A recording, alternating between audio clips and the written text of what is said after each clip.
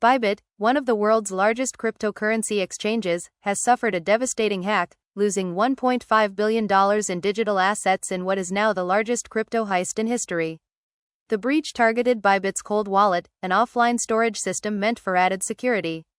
Stolen funds, primarily in Ethereum, were quickly moved across multiple wallets and liquidated through various platforms. Bybit CEO Ben Zhou reassured customers that all other cold wallets remain secure and that withdrawals are still functioning normally. However, the massive security lapse has sparked concerns across the crypto community. Blockchain analysis firms, including Elliptic and Arkham Intelligence, tracked the stolen funds and linked the attack to North Korea's Lazarus group. The notorious hacking collective has stolen billions from crypto platforms to finance North Korea's regime. To stabilize operations, Bybit secured a bridge loan from undisclosed partners, ensuring that customer funds remain protected. The attack underscores the persistent vulnerabilities in the crypto space, with industry experts warning that large-scale hacks remain an ongoing threat.